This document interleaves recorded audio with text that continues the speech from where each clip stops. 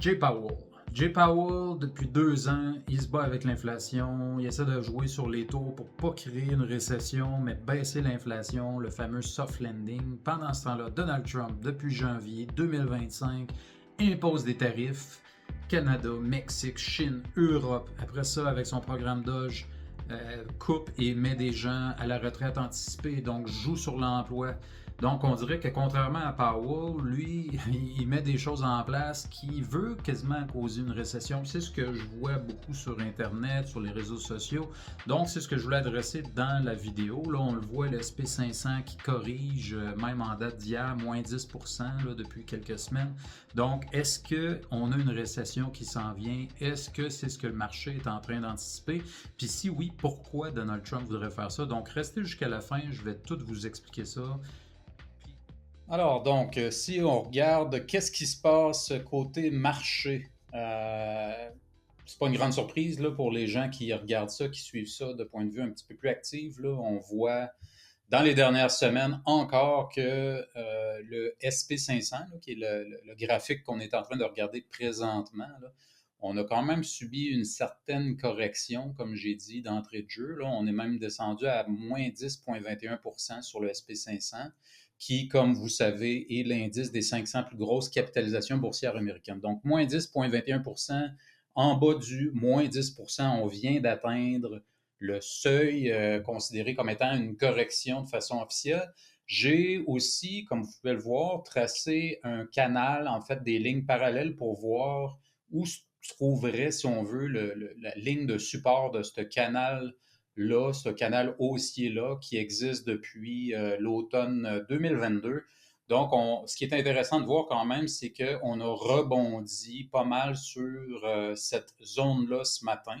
Donc, c'était une zone qui était quand même assez prévisible pour voir un possible rebond ce matin. Mais tout ça pour en venir au fait que, écoutez, le marché semble pas très content de tout ce qui s'est passé dans les dernières semaines avec les politiques de Trump. Assurément, comme on sait, le marché tente toujours d'anticiper l'économie. Souvent, il va tenter de voir dans 3, 6 mois qu'est-ce qui va se passer. Donc, quand le marché se met à descendre, on peut penser que l'économie pourrait ralentir dans un horizon de 3, 6 mois. Des fois aussi, c'est juste de façon naturelle, le marché doit purger. Il a été quand même haussier de façon systématique si on regarde depuis quand même un bon bout de temps. Là, je dirais la dernière fois qu'on a touché le canal, on était au mois d'octobre 2023. Là, donc, quand même sain comme correction. Puis on voit qu'on avait une structure rising wedge, donc sur un horizon hebdomadaire. Donc on était possiblement dû pour une petite correction. C'est une structure baissière. Ce qui était drôle, j'ai vu que Trump disait qu'il ne regardait même pas le marché. Le marché boursier pour lui, c'était pas vraiment intéressant sur le court terme. En tout cas, connaissant le bonhomme, ça me surprendrait beaucoup. Là. C'est quelqu'un qui prônait beaucoup, même jusqu'à très fort récemment, que le marché boursier avait monté de façon incroyable depuis qu'il était en poste. Là. Donc, c'est à prendre avec un grain de sel. Je voulais le montrer parce que je trouvais ça quand même comique de montrer ça. Donc, pourquoi je parle de récession aussi? Écoutez, c'est tout ce qu'on entend, c'est tout ce qu'on voit, ou en fait, on en entend et on le voit beaucoup, autant sur X que sur les plateformes de réseaux sociaux, aux nouvelles, que ce soit, par exemple, je lis quelques titres, là, Donald Trump est-il en train de plomber l'économie américaine? Est-ce que ici Trump admits recession is coming? Disaster. Donc, Trump admettrait qu'une récession s'en vient, puis qu'il y a un désastre qui s'en vient. Trump n'exclura pas la récession. Il parle d'une période de transition difficile, etc., etc. Même un fameux YouTuber ici qui dit ça y est, c'est terminé. Trump va de façon volontaire faire cracher le marché. Puis c'est ce qui m'a retenu mon attention, ça, puis d'autres posts que j'ai vus par rapport à ça. Je me suis dit, je vais rentrer un petit peu dans le détail du pourquoi que certaines personnes disent ça, puis tenter de vous l'expliquer le mieux que je peux. Une chose qui est intéressante, écoutons une entrevue de Donald Trump qui a passé à Fox News. Puis il y a une journaliste qui lui demande directement, est-ce que selon vous, on s'en va en récession? Écoutons la réponse. But are you expecting a recession this year? I hate to predict things like that. There is a period of transition because what we're doing is very big. En fait, le journaliste lui demande, est-ce que tu t'attends à ce qu'il y ait une récession? Là, il dit, évidemment, je ne veux pas me prononcer sur des pronostics sur le futur. Ce qu'on est en train de faire va clairement aider les États-Unis sur le long terme. Donc, bref, qu'est-ce qu'il répond? Il évite de répondre à la question directement. Donc, clairement, il n'est pas en train de nier le fait qu'il y a potentiellement une récession qui pourrait être causée par ces actions.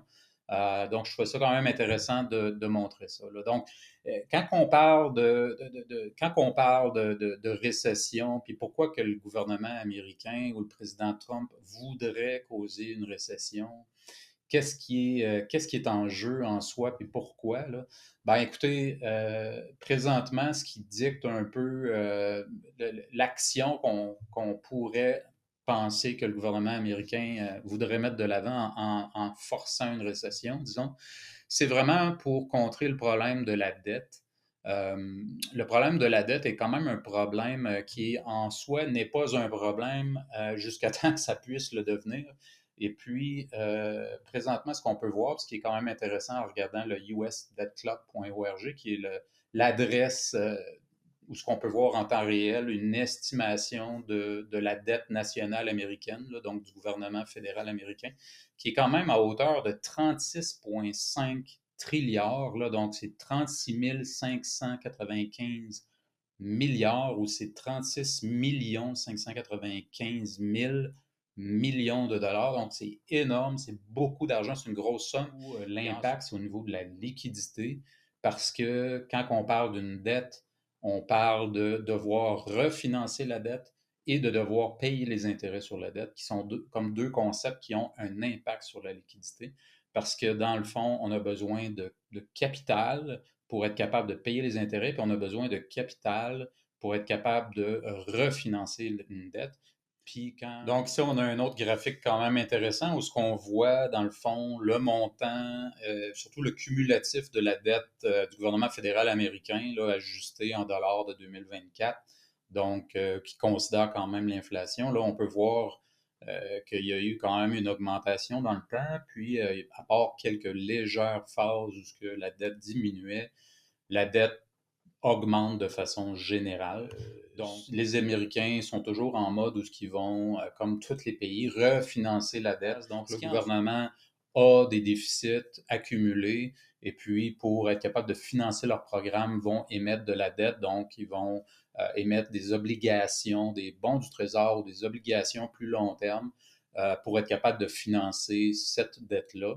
Donc, en faisant ça, qu'est-ce qu'ils font? C'est qu'ils vont émettre soit des bons du trésor qui vont rembourser dans 3 mois, par exemple, ce qu'ils appellent en anglais des T-bills, ou ils vont émettre des obligations sur 10 ans ou sur 30 ans qui va leur permettre de rembourser le capital du prêt dans 10 ans ou dans 30 ans et de payer un coupon, donc de payer un pourcentage, si on veut, associé à cette dette-là à chaque année. Donc, évidemment, le pourcentage, lui, va être dépendant d'un certain facteur que je vais expliquer un peu plus loin. Mais ce qu'il faut comprendre, c'est que la dette, elle monte, puis le pourcentage d'intérêt, lui aussi, va dépendre du taux d'intérêt sur ces prêts-là. On pourrait regarder les taux de la Fed depuis, disons, les dernières années. Si on regarde depuis 1980, on voit que les taux de la Fed, donc les Fed Funds Rates, sont vraiment dans un canal baissier là, jusqu'à, en fait, un peu après la COVID. On voit qu'on était dans ce canal-là. Là. Moi, quand que je vois depuis 1984 jusqu'à 2021, là, ça, c'est une période de près de 40 ans. Donc, c'est vraiment un mouvement qu'on appelle séculaire. Là. C'est un mouvement long terme, puis qu'on pourrait appeler, vu que c'est un taux d'intérêt qui baisse, c'est que c'est aussi une inflation qui était sous contrôle. On était en désinflation. Donc, je pourrais vous tracer un graphique de l'inflation aussi, puis ça ressemble quand même à ce genre de courbe-là où on a une inflation des années 80 qui est élevée, puis elle se met à être sous contrôle. Donc, c'est pour ça que la Fed, dont un des mandats, c'est de contrôler l'inflation, ont pu se permettre de baisser les taux de la Fed. Maintenant, les taux de la Fed, ça dit que les taux d'intérêt auxquelles les banques vont pouvoir s'emprunter une à l'autre, des réserves, donc des réserves bancaires. Donc, en soi, ça a un impact sur l'économie, mais c'est pas ce qui va dicter, par exemple, c'est quoi le pourcentage du taux d'intérêt que le gouvernement américain va payer sur sa dette. Ça va être influencé par ça, assurément, mais c'est pas ça qui va le dicter. Puis, en fait, comme j'ai expliqué, il y a plusieurs formes de dettes. Il y a des dettes qui sont plus court terme, qu'on va appeler, par exemple, des bons du trésor court terme, que, par exemple, par exemple, un bon du trésor de 3 mois. Donc, le gouvernement, quand il fait ça, quand il émet un bon du trésor de 3 mois, doit rembourser le capital après 3 mois, donc refinancer cette dette-là. Puis, il y a des obligations qui, elles, vont être sur une plus longue période, donc 10 ans, 30 ans, où ce que le gouvernement, il va falloir qu'il remette le capital, mais dans beaucoup plus de temps. Donc, assurément, plus qu'on va s'éloigner dans le temps, que la durée de l'obligation est élevée, par exemple 30 ans, moins on a un impact par rapport au taux de la Fed, puis plus qu'on est impacté par rapport au marché, l'offre et la demande pour ces obligations-là. Donc, sans rentrer dans le détail, c'est ce que je voulais expliquer. Puis, ce que je voulais expliquer aussi, c'est qu'on voit qu'on est dans une baisse, sauf depuis la COVID, qui est environ, ici, là, j'ai tracé une première ligne rouge verticale à peu près en février 2022, où ce que la Fed et Powell se sont mis à monter les taux. Puis, on a vu que depuis à peu près l'été, fin de l'été 2024, ils ont commencé légèrement à baisser les taux avec prudence, parce que Powell vise évidemment de ralentir l'inflation, de tuer l'inflation, mais il ne veut pas non plus créer une récession en faisant ça, en montant les taux trop élevés. Donc, ça, c'est au niveau des taux de la Fed. Maintenant, si on regarde, par exemple, les taux des obligations 10 ans, ça, c'est une mécanique différente. C'est pas, comme j'ai dit, régulé ou contrôlé par les taux de la Fed. C'est influencé, mais plus qu'on va s'éloigner, puis moins ça a d'impact. Puis on peut voir, j'ai tracé les deux mêmes lignes rouges, on voit que de façon générale, oui, les taux ont monté. Puis on voit aussi que malgré la baisse au niveau des taux des obligations 10 ans a été beaucoup moins, disons, effective, ce qui fait dire que, dans le fond, le marché est moins convaincu que la Fed que c'est une bonne idée de baisser les taux. Si il baisse un peu moins, on voit qu'on est encore à quoi 4,3 sur l'obligation 10 ans. Ben, ça veut dire que pas le gouvernement, mais les acteurs du marché, ceux qui vont acheter cette dette-là, par exemple, ils vont anticiper puis ils vont dire ben, peut-être qu'on va voir encore des problèmes d'inflation dans les 10 prochaines années. Donc, je suis pas prêt à acheter des obligations présentement parce que ça ne me protégera pas contre l'inflation si l'inflation est plus élevée, par exemple, dans 5 ans. Imaginez vous achetez une obligation à 4,3 et puis dans 5 ans, l'inflation est à 6 mais au réel, vous perdez avec l'inflation. Il y a cette mécanique-là là, de l'anticipation de l'inflation qui va ajuster l'offre et la demande des obligations. Donc, présentement, évidemment, la dette, tantôt on l'a vu, 36 trilliards environ, c'est pas toutes des obligations 10 ans, c'est pas toutes des obligations 30 ans, c'est pas toutes des bons du trésor, c'est un mélange de plein de sortes de dettes.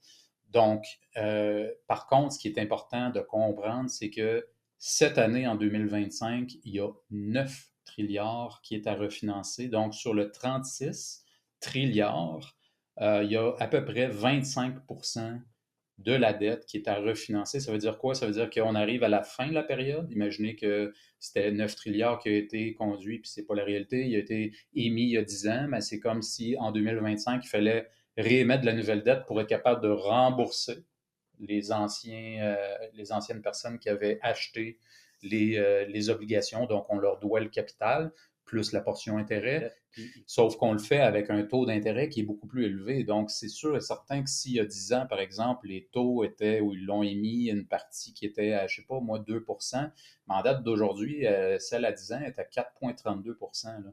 Si on fait un calcul au niveau de ce que ça peut donner, par exemple, là, si on reste au même taux, puis que le gouvernement américain déciderait de vouloir refinancer en obligations 10 ans. Là. Donc, disons qu'on regarde 9 trilliards fois 0,043, donc 4,3 qui est environ le taux pour l'obligation 10 ans.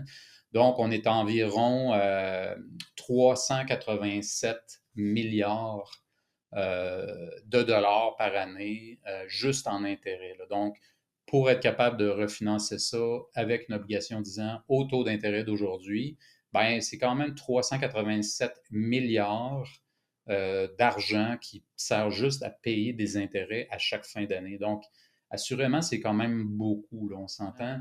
C'est le genre de choses qui pourraient motiver le président américain, le gouvernement américain à se dire comment on peut faire pour ajuster les taux à la baisse. Évidemment, c'est la Fed qui décide au niveau des taux de la Fed, puis le gouvernement américain n'a pas de mot à dire sur ce que la Fed décide.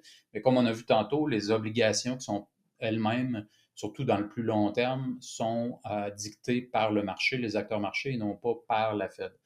Donc, une chose qui est quand même intéressante que je voulais vous montrer ici, c'est une entrevue qu'il y a eu avec le secrétaire du Trésor américain, Scott Bessent, pas plus loin qu'au mois de février 2025. Puis, qu'est-ce qu'il dit, dans le fond, à ce moment-là? C'est le secrétaire dit que malgré tout, ce que pense Wall Street, Bessent rassure Wall Street que l'administration n'essaye pas de forcer la main au niveau de la Fed, mais ils utilisent plutôt leur propre approche. Je trouvais ça quand même un indice sur ce qu'ils sont en train de faire.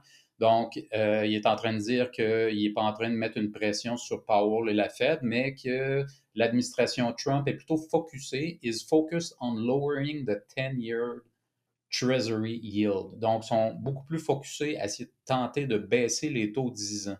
Donc, en fait, comment le gouvernement peut ajuster le taux 10 ans? Ben, écoutez, une des façons de faire, c'est en créant une récession, assurément, l'anticipation de l'inflation va baisser. Donc, parce que quand que l'économie tombe en récession, souvent, l'inflation s'écrase. Donc, les taux 10 ans, assurément, vont aussi baisser. Puis non seulement ça, en mouvement de récession, souvent, les gens vont s'en aller vers la sécurité. Donc, les bons et les obligations américaines, assurément, représentent plus la sécurité. Alors, si vous pourriez prendre une petite seconde pour faire un like sur la chaîne, écoutez, c'est une chaîne qui commence, donc ça serait apprécié. Les algos YouTube aimeraient beaucoup. Si vous voulez vous inscrire, je vais faire d'autres vidéos du style si vous aimez ça. Donc, n'hésitez pas à vous inscrire sur la chaîne. Ça va grandement aider. Je vous remercie beaucoup.